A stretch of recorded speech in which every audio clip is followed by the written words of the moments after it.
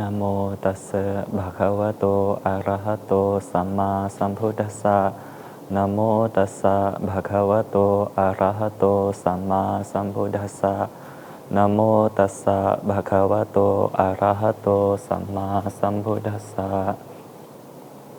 อเสวนาจะบาลานังปันดิตานันจะเสวนาปูจาจะปูจนียานังเอตังมังคารมุตตมันติ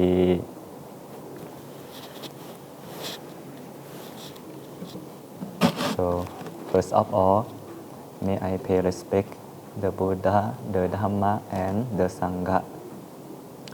May I respect the elders, the teachers, and hello everyone, all the friends, all the devotees, and all the listeners. Today we come to the second Dhamma talk about the Mangalasutta or the Blessing Sutta, Blessing Discourse. So as I have mentioned earlier that this sutta is very important and very popular for the Buddhists. So just for reviewing, reminding, for last week we have preached or we have learned about the first blessing, that is asevana ca balanang, dissociating the fool or not associating the fool. That is the first blessing.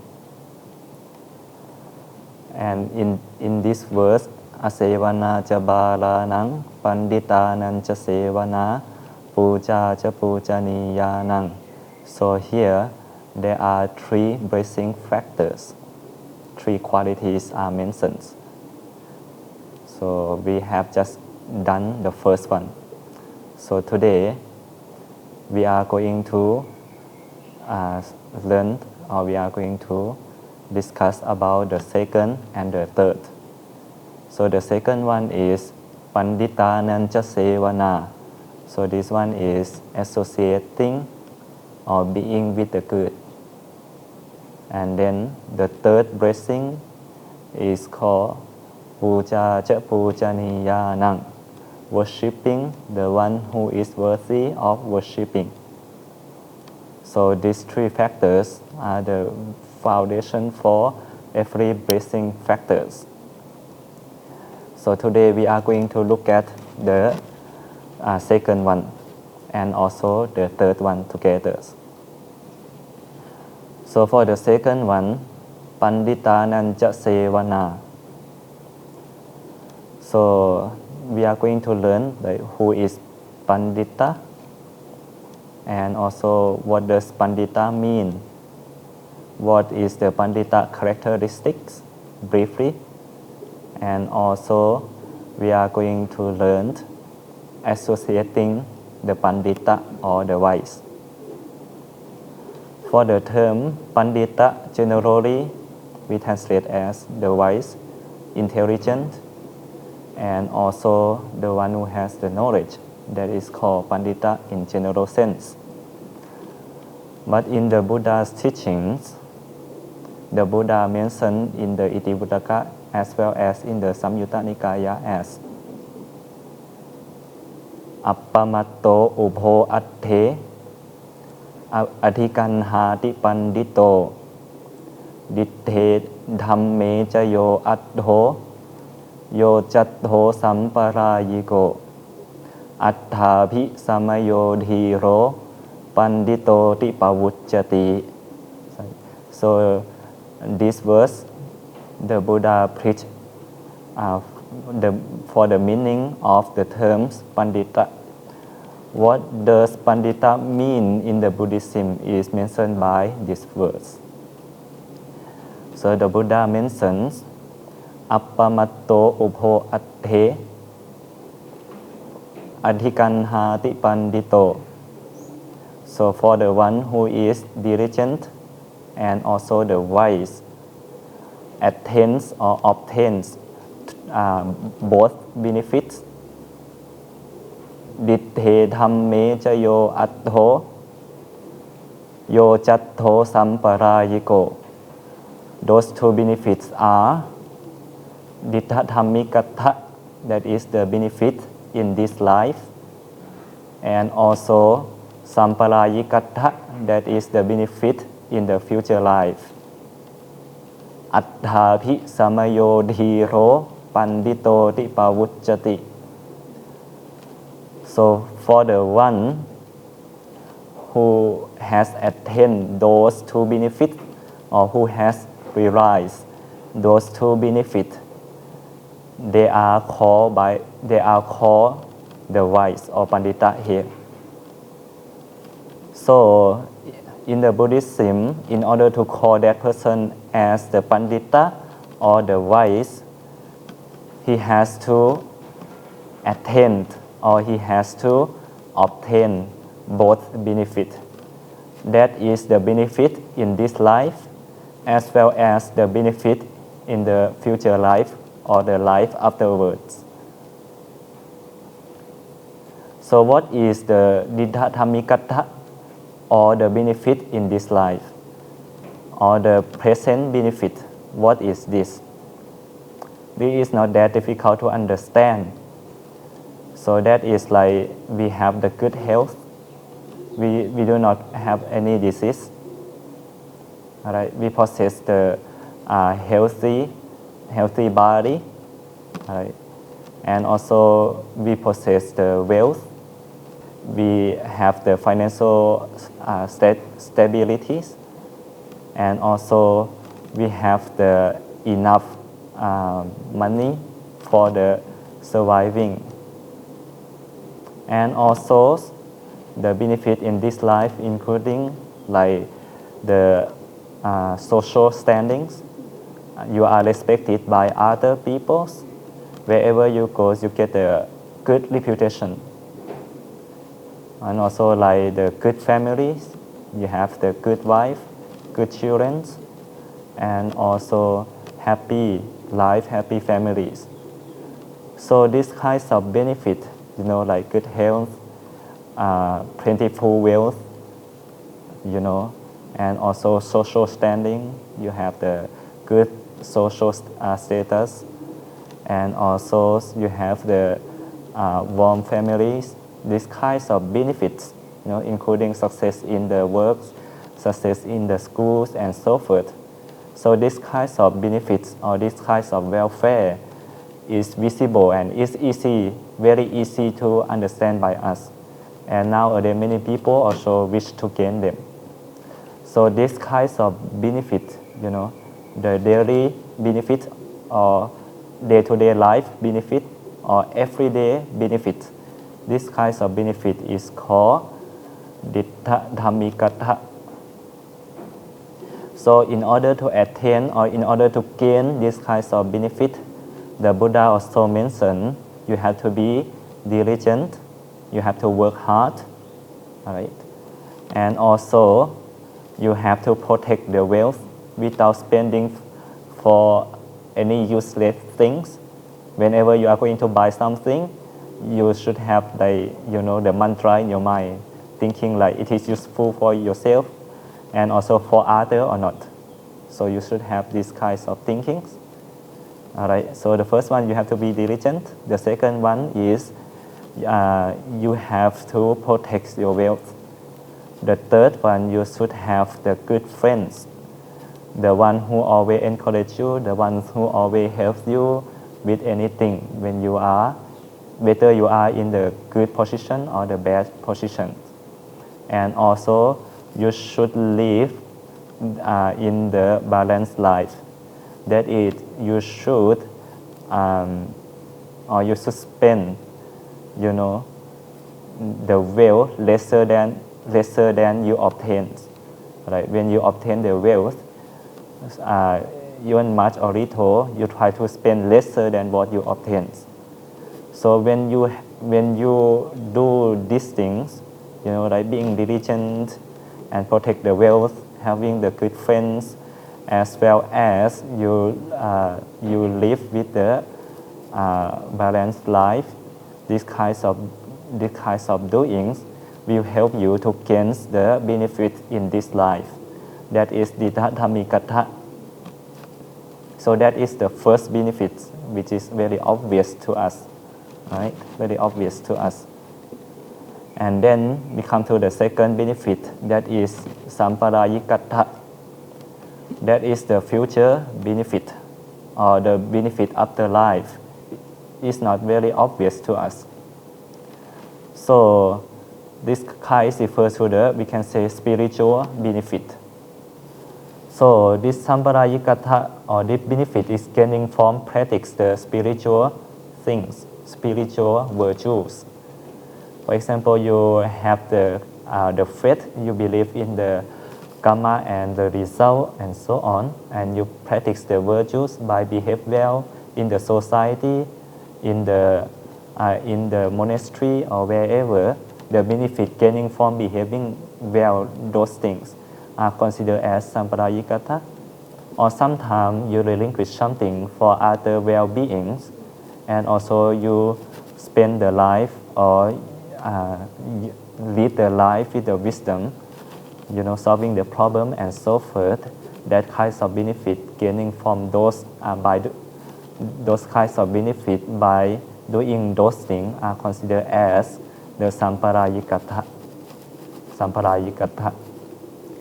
So in sutta, normally the Buddha preach on these two benefits, didhathamikatha and samparayikatha. In the commentaries, for emphasizing another benefit, that is the highest benefit or highest goal in the life, and they separate another benefit that is called paramattha. That is the highest benefit that one can gain by freeing the mind from the defilements, by being free from the defilements and live with the calm and peaceful life. In Buddhist term, or in the Buddhism, we call it nibbana. One who has seen nibbana and who has attained nibbana, that kind of life is the benefit gaining from attaining nibbana is considered as paramattha, so the highest benefit. But in sutta, the Buddha includes this paramattha in the samparayikatha normally. But for emphasizing, the commentaries separate it out and make it as one of the benefits that all Buddhists should attain, have to be attained. Because the Nibbana is the goal of all Buddhists. All right. So, in order to call one is Pandita, so that person, he has to at least gain both benefit according to the Buddha. So the Buddha said he is called the wise or Pandita. He gained two benefits. All right. Those two are the didhathamikatha. That means the present life benefit or benefit in this life, and also samparayikatha, the benefit in the next life. So even though you graduate from the very high university, you have the good works, you have the a good family life, but if you do not possess the samparayikatha, like the virtues, you do not practice the spiritual life, you do not have the principle or the good deeds, for the safety for the next life. You haven't done any good deeds. That means you still not the Pandita. You are still not Pandita. So if you are Pandita, you have to have both. You have to have the stability of the wealth, of the social standing, also of the family life, as well as you have done the good deeds, for the safety or for the safeguard in the future life. So whoever have done these two benefits, that person is called Pandita. So that is the meaning of Pandita. Now we come to the characteristic of Pandita. As I have preached in the previous Dhamma talk, there are the 5 characteristics of the fool mentioned by Hermit Akiti, and also the 3 characteristics of the fool mentioned by the Buddha. So in the opposite way of those, so the Buddha mentioned three characteristics of the wise, and also the Hermit Akiti mentioned the 5 characteristics of the wise. So we go briefly. So the Buddha said, for the if you want to know that person is the wise or not, we have to look at these 3 characteristics. So when you associate with that person, he always thinks good thoughts. He always speaks the good words. He usually does the good deeds.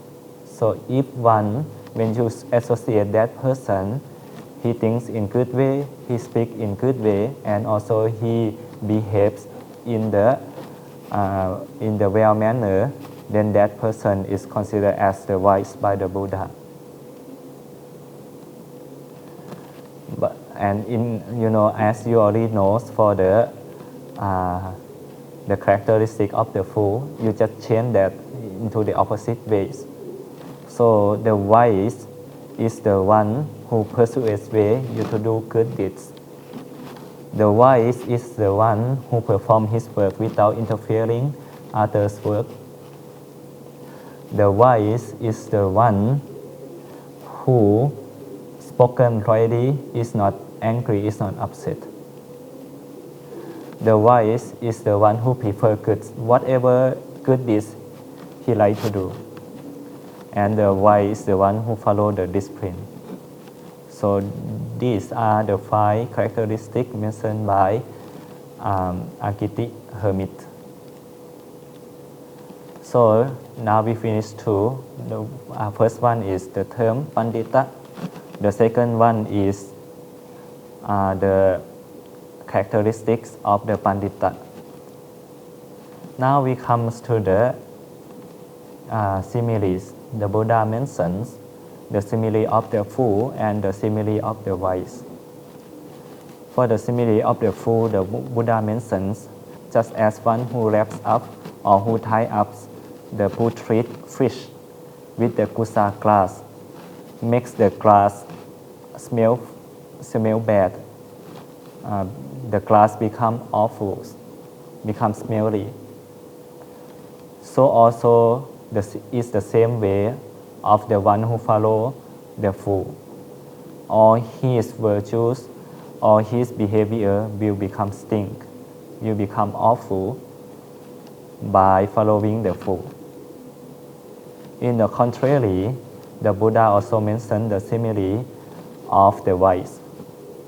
The Buddha mentioned just as one who wraps, who ties up, the jasmine flowers with the leaves, then that leaf has the good smell. It smells very good because it wrapped with the jasmine flowers. In the same way, for the one who follows the wise, his life, will get better. His life will be prosperity. He also will get both benefit. All right. When you follow someone, when you follow the fool, then he will always drag you down. In the opposite way, when you follow the wise, you always gain the wealth. You always has the good families, stable families. You always has the good reputations. And also you follow him to practice the spiritual life. You will do a lot of good deeds. So by following the wise, your life will get better and better. So the way of following the wise and your life getting better like that is considered as mangala or blessings, because it leads to get the benefit in this life as well as the next life. And at the same time, when you follow the wise, also you will get the highest benefit as well. Like the Buddha mentions, Ananda, because of me, because of Tathagata or because of me, then many monks or many people will free from the old age, the death, the birth, or to be short, while following the Buddha, one will free from all the sufferings, all the birth cycles, all the birth cycles. That is, by following the Buddha, he will attain Nibbana. So by taking the Buddha as the Pandita, one will attain the highest benefits. And I will conclude this blessing by giving one story. So this story also mentioned in Jataka. It's called Sati Kumbha Jataka. So once upon a time, so there was a parrot's mother, female parrot. She gave birth to the 2 parrots. When these 2 parrots grow up for somehow, they could fly, but not very well. Then one day, the wind struck on the nest, and then those 2 parrots were separated, falling in here and there. So one parrot fell down on the thief weapons.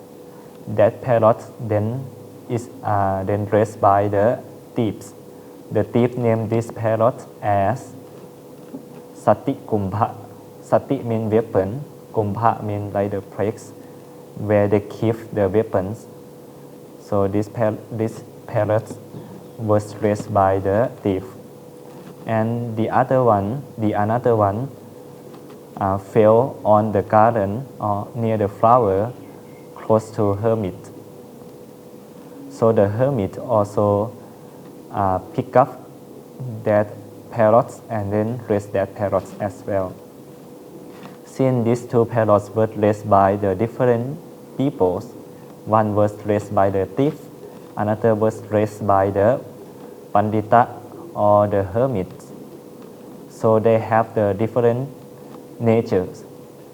The parrots that raised by the thief was very aggressive, was very hot temper, was very bad. The parrots which were raised by the hermit was speaking very well manners, and always thinking in good ways. So one day, the king Panchala, he went to the forest for hunting together with the soldiers and ministers. And then he will approach one place. He saw the deer, and then he told all the soldiers and ministers to surround it.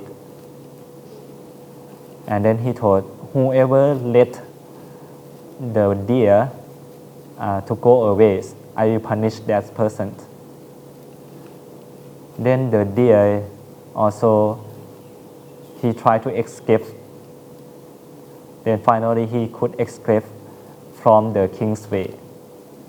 So the king was ashamed, so he tried to follow the deer together with one minister, because he rode the horse and tried to catch the deer very fast, very quickly, so all the soldiers and other ministers could not catch him. So even though they tried to ride very quickly, but still they could not catch the deer. So when they approached one place, then they said, okay, it's better that we stay under the trees and take a rest. Then, unfortunately, that place was close to the thief, close to the house of the thief. Then the parrots that were raised by the thief saw the kings, and it is said oh, those are gems, those are the necklace, those are the bracelets. Wow, it's very nice.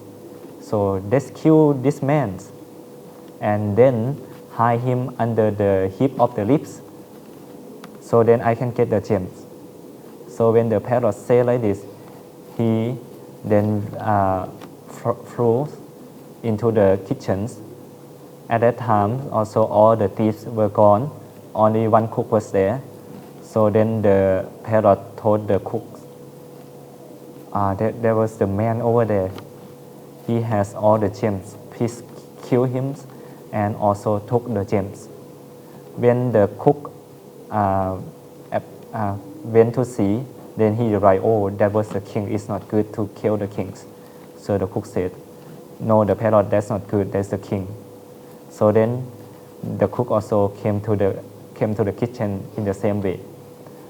So when the king heard that, he thought, oh, this parrot is very bad behaviors, and also this parrot speak very rude, very aggressive, and this pig is not safe for me.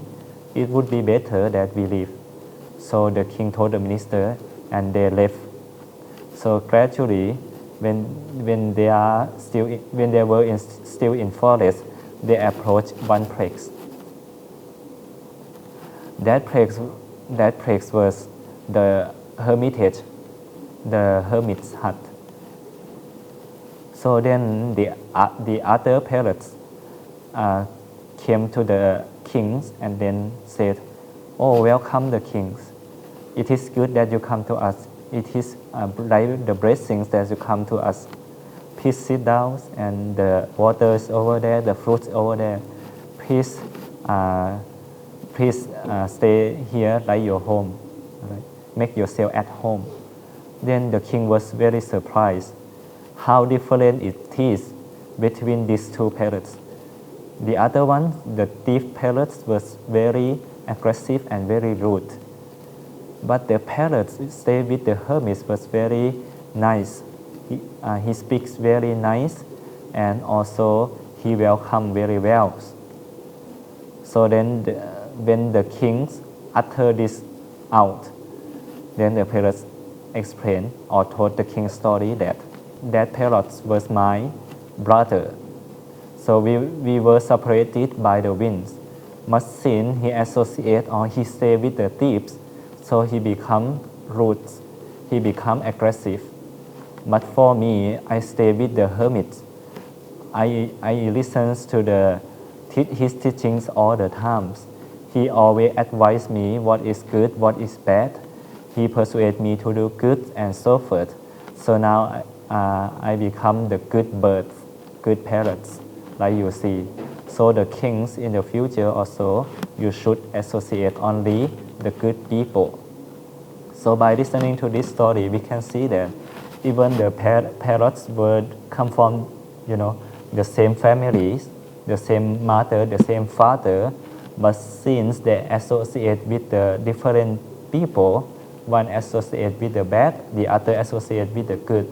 So they have the different behaviors. They have also the different minds. So in the same way also for us, when we associate someone, we should choose to associate only the good persons who always persuade us to perform or do the good deeds. So when we follow them, our life getting better and better in both benefit, the benefit in this life or the welfare in this life or the success in this life, as well as the success in the next life, including the success in attaining the Nibbana. So this is the second blessings, that is Panditanancha Sevana. Associating the wise is considered as the blessings. Now we come to the third blessings, that is Puja Cha Pujaniyanang. Puja Cha Pujaniyanang means worshipping the ones or those who are worthy of worship. So you see in this verse, it contains three blessings. Okay, just as a farmer, after harvesting the rice, the farmer would discard it, the bad rice, and keeping only the good rice. And as well as the farmer will choose the best rice for the future plant, for the future use. In the same way, for our life, we should abandon or dissociate the fool.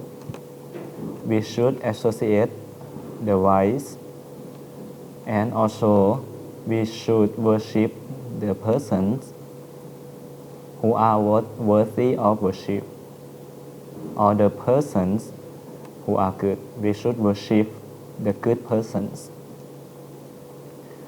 Okay, before we go in to learn about this, now we are going to learn about the term puja. Puja, like normally we translate as worshipping, honoring. Or in any regions, normally worshipping is very popular. It's very normal. But today we should know the real meaning, what is really worshipping. In Pali, puja or the term puja means worshipping, honoring, admiring. Normally Buddhist people think puja means that you should keep that in the very high table or in the very high box, and then you worship, paying respect and so forth. That is worship. But the term puja in Pali has the wider meanings. Like, for example, we respect things or admiring someone because he has the good qualities. That is also considered as puja in Pali or in Buddhism. I give a story. For example, there was a person. He was very poor, but because he was diligent, he associated with the good friends, and then his wealth increased, and he become like millionaire. So in the past, to become the millionaire, the king should be the one who appoint. So the king had to appoint that person if he wants to be the millionaire, the sentient. So therefore, even though you have vast wealth, you have the plentiful money, if the king do not appoint you, then you are not considered as the sentient in the past. But since the king, he sees that this person is very helpful for the society, he is very good standard or outstanding for the kingdoms, so the king appoint this person as a sentient. So in this case, this poor person, this poor man, he worked very hard, and he has a lot of money, and he has the good behaviors, so the king appointed or admire him to be the millionaire. This admiring or worshipping in this case is used puja.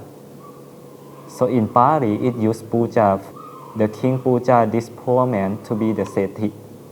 Puja here doesn't mean that the king keep him in the higher positions and then worshipping him. No, he just admire him and respecting him, his good qualities, like diligence, good behavior, and so forth. So this is also one meaning of the term puja.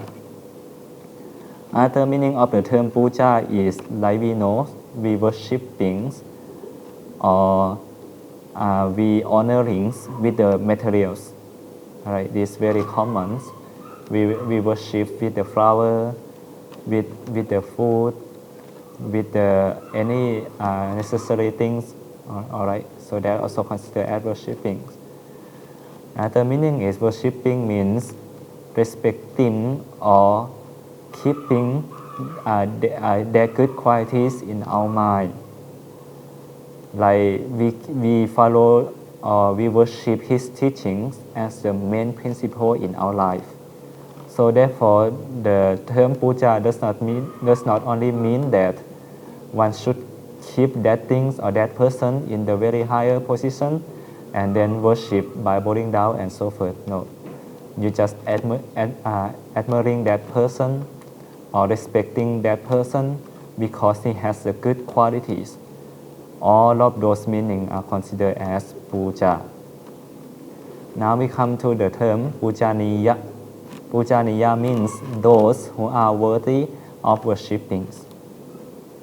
In the spiritual practice or in the spiritual life, who are those who are worthy of worshipping? Of course, for the Buddhists, we will say the one who is worthy of worshipping are the Buddha, the Pacceka Buddha, the Arahants, and the good practitioner monk. And also the things that connects to the Buddhas, that is the place where the Buddha were born, the place where the Buddha expound the teaching for the first time, and also the place where the Buddha passed away. And also it includes the Buddha's requisites, what he used. For example, the Buddha's robe, the Buddha relics, and also the Buddha's the relics that enshrined in the pagodas. So all those things are considered as the ones or the thing that to be worshipped. And also come to the Buddha's teachings or the teachings of the wise person. Even the book that contains the teachings, that things also considered as the thing that should be worshipped. Even the communities that follows the Buddha's teachings or follow any teachings that is good, that is suitable to follow, and also those kinds of people also should be the community that to be worshipped. So in the family life or in the normal society, also the good parents should be worshipped by the children.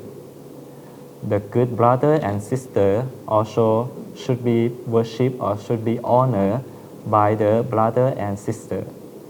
Even the teacher in schools are the person who are to be worshipped. So these kinds of good people, good things, or good communities, these are all the things that to be worshipped. All right, to be worshipped. Therefore, puja cha pujaniyanam means the persons or the things or the community that are good. So if the persons, the teachings, and also community that are good, they are the ones who are worthy of worshipping. And the worshipping and gratitude are different. Right? Puja and Katanyu is different. For the Katanyu, we repay or we pay back because we see the result of that person. For example, the parents, they have gratitude for us, they raise us. But for the puja, we focus on their good qualities. For example, if the parents abandon us and then we are raised by someone, but since we were born because of them, then we should have the gratitude for them. But if that parents abandon us and become the bad persons, we should not honor them. We should not worship them. We should not admire them. Because we worship only the persons who are good, the teachings which are correct, and the community who practice well. All right. So even though they have the gratitude for us, they have done something for us, but we should not worship that person if they are bad, right? They are bad, they have the bad behaviors and so forth. All right. So this difference between the katanyu and also puja cha pujaniyanam. So in Buddhist or in the Buddha's teachings, the Buddha mentioned there are two types of worshippings. One worship is called amisa puja. The another one is called patipati puja or dhamma puja.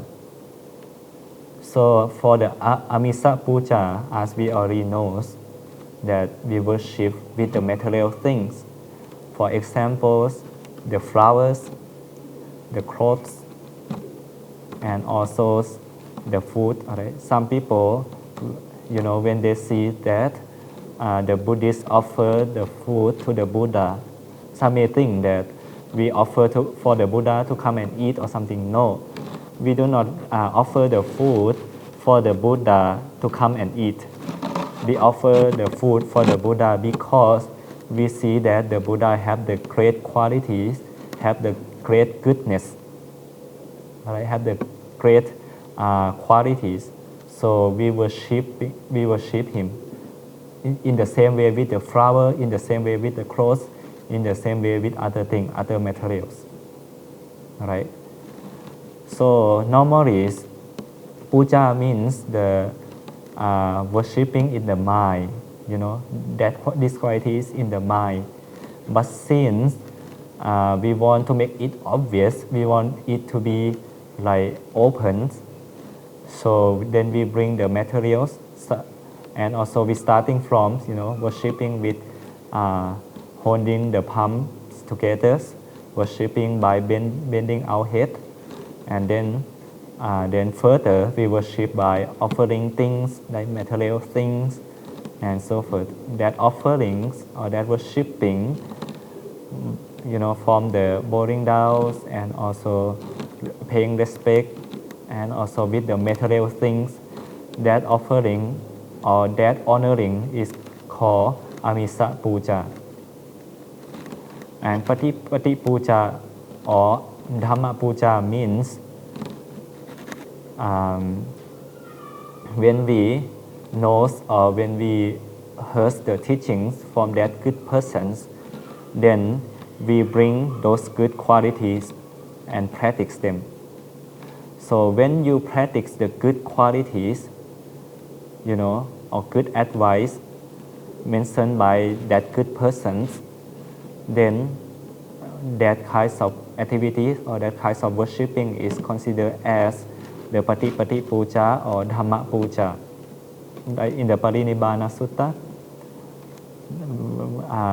while the Buddha was about going to pass away, then all the flower was falling down and the deities were worshipping the Buddha with the deity flowers and so forth.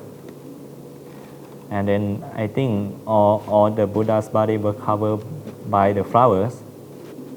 And then the Buddha mentioned to the monks, the Buddha preached Dhamma to the monks. And also many people over there, the Buddha mentions, this is not the way, all right, this is not like enough to worship the Buddha by the material things.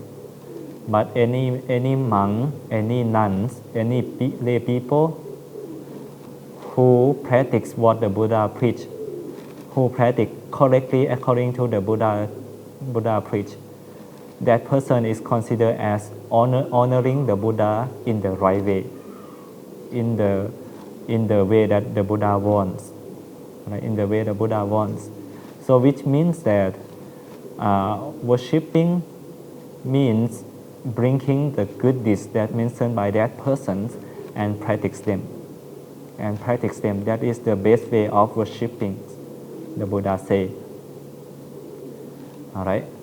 Now says, why we worshipping? Okay.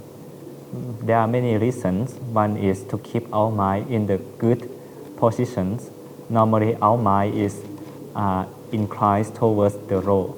But since you see, when we approach to the good monks, we approach to the good place, like the Buddha's place and so forth, we feel something. Our mind was in a higher position, and also we feel like very peaceful when we are close to someone who are virtuous. We can feel his metta, we can feel his compassion, and so forth, and so forth. All right. And also one thing, we worshipping the people means we worshipping his good deeds. Right? People are the container of the good deeds. So if without people, the good deeds also cannot exist. But when we worship the good people, then that good people will remain in the society. When those good people remain in the society, then that would be beneficial for all, right? We worshipping his quality that make himself good, and also we worship his good qualities that make the society to be better.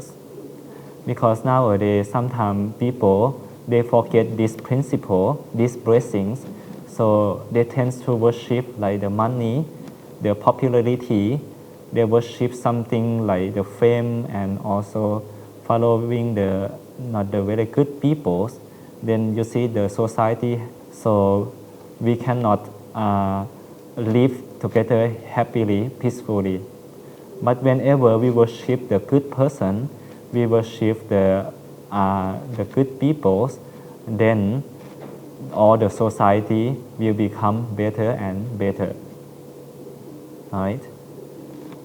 It's better that we worship the person, we worship the good person. So if we worship like the gods, we worship like the the deities. I mean in the like just for the bakings, you worship the god or deities. One thing is for your safety, other thing is for your benefit. Like you want something from the gods, you want something from the spirits, you want something from the deities. That kind of worshipping is not very useful. We will not be able to solve the problems remain in the societies. But when we worship the people, the intelligent people, then they will help the society to solve the problem and to make the society harmony and also peacefully. Therefore, worshipping people are the thing that we should do, all right, to make the goodness remain in the society. The Buddha mentions in the Dhammapada that mase sahassena yoya chetha satang samang ekancha bhavitattanang muhuttamapi pujaye sayeva pujana seyo yanche vasasatang hutang. So roughly translation is,